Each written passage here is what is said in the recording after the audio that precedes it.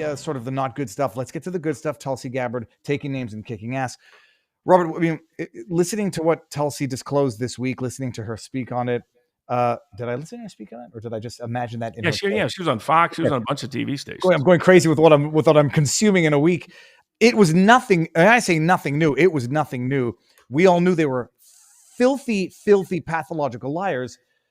She used the word treasonous conspiracy. Now, I would never use the word treason because some people say to accuse someone of treason is something of a threatening statement given the penalties for treason.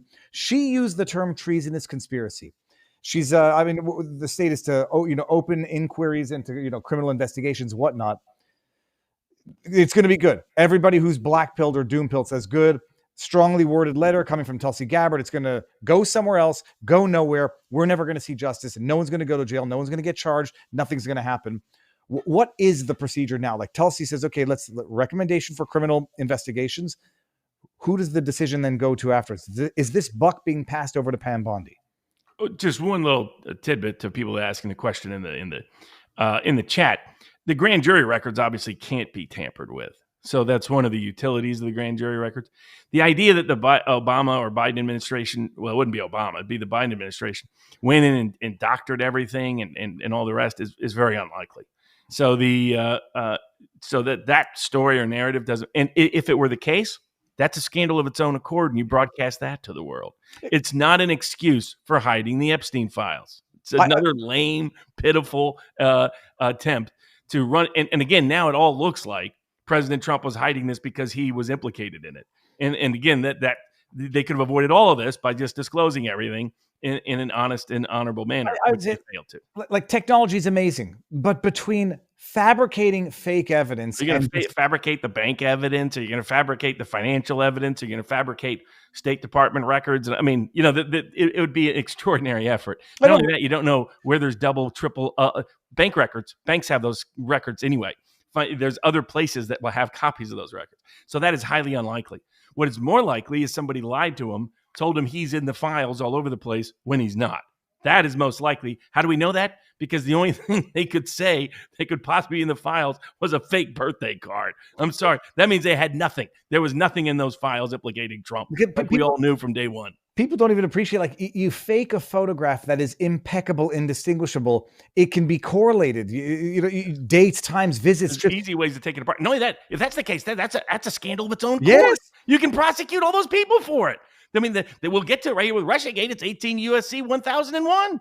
It's fabricating documents, falsifying testimony, falsifying documents. All those things are covered by 18 U.S.C. 1001. But yet credit, I mean, what was most beautiful about the Gabbard memo, aside from the fact that it was proving beyond any shadow of a doubt that the Obama administration knew they were lying to the world, submitting false leaks, false intel reports, false information to the Senate, false information to the House, false information to all kinds to other foreign governments in order to falsely implicate both Russia and President Trump in the outcome of the 2016 election. They knew it was false. That was always the question everybody kind of knew it was BS, but did they admit? And that's what she got. She got literal smoking guns.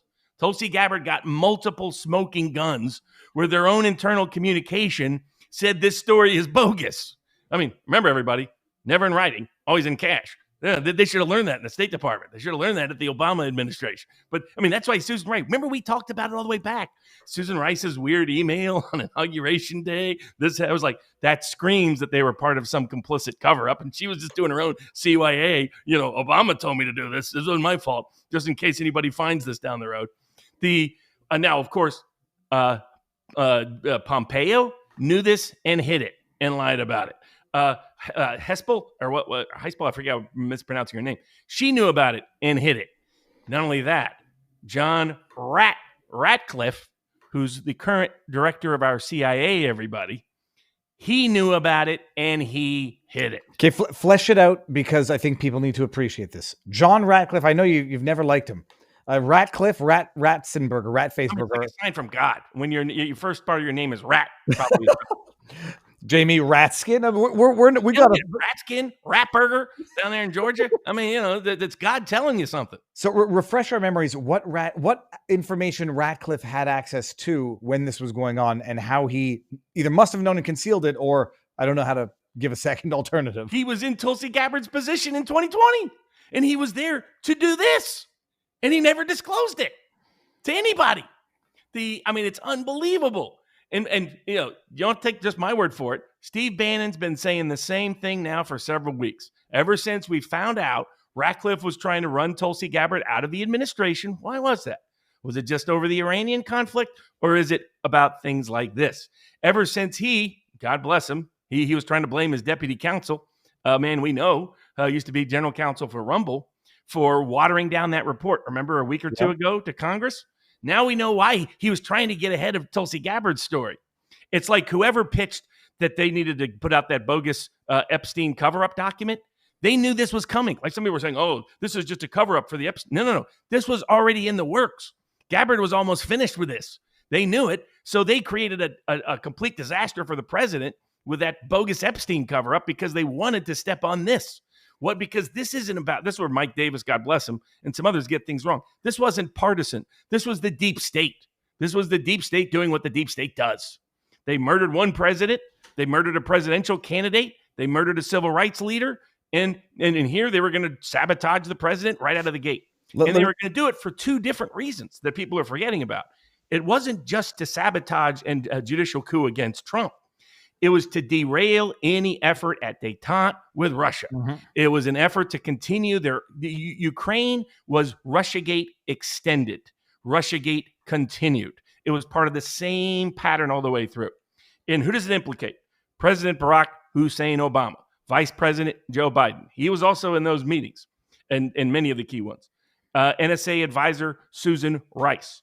The people who were at the CIA or the NSA or the ODNI at the time, people like Clapper, people who, again, guy committed perjury right in front of Congress, so egregious that it forced Snowden to go public and blow the whistle.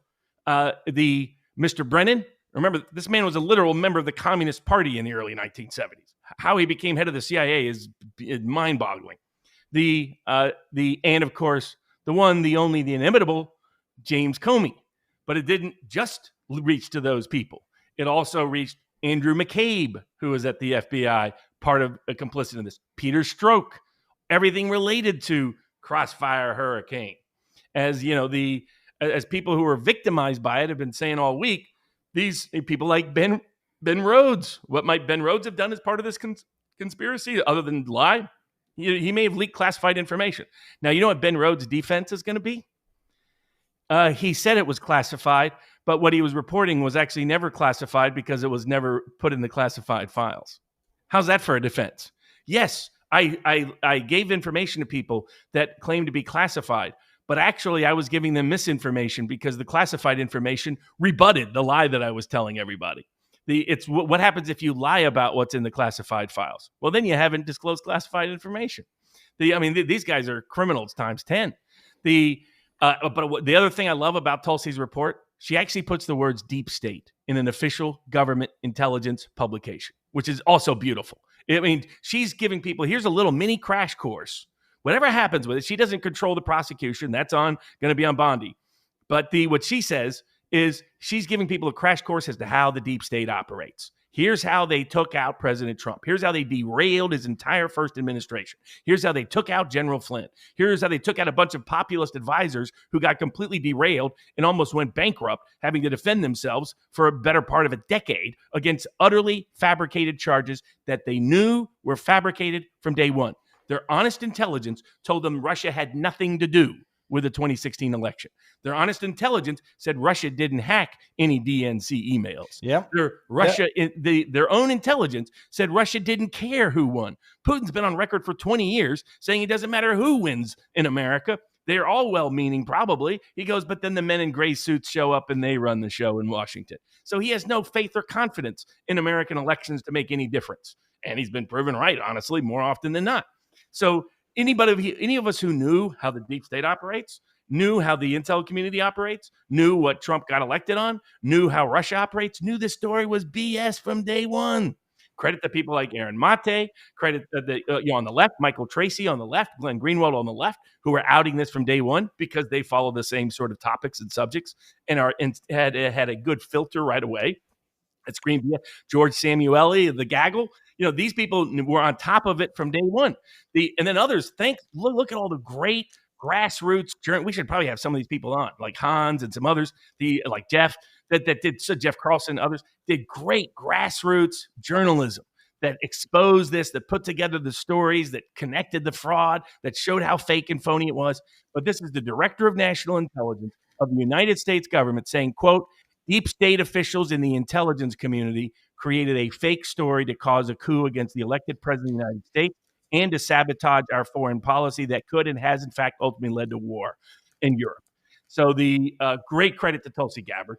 Fearless, wasn't going to be intimidated, wasn't going to be put down, wasn't going to be pushed out, wasn't going to be shut up, wasn't going to be silenced. And as I put up a poll this week, how much crap did we take saying that Gabbard and Kennedy were going to be great assets for the Trump? Barnes, I guess you've gone full commie now. They went your lefty roots. They went, RFK is going to be anti-Second Amendment. The response was, well, he's not going to be in charge of gun issues, so don't worry about that. That he would deliver on healthcare and Gabbard would deliver on intelligence. And I even put up a Twitter poll just to see what people thought. Said, let's compare two people. Let's take Robert Kennedy and Tulsi Gabbard, two longstanding Democrats, prior harsh critics of Trump, who are part of this administration, and we said were going to be Trump's best assets, delivering for the Trump 2024 campaign promises, versus Pam Bondi and Brooke Rollins. Take a wild guess what the poll results were. I said, here's your choice. You got, on the one hand, you got Kennedy and Gabbard. On the other one, you got Bondi and Rollins.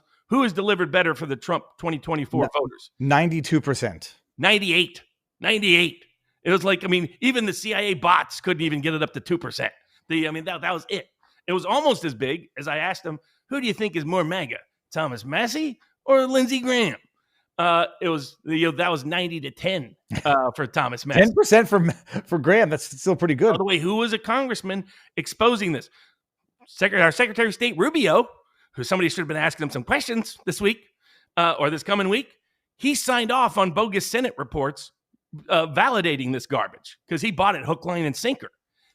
Whereas who didn't ever buy it? Who was outing it? Who was drawing the connection to the mysterious Professor Misfood and Mr. Stephen Halper and others?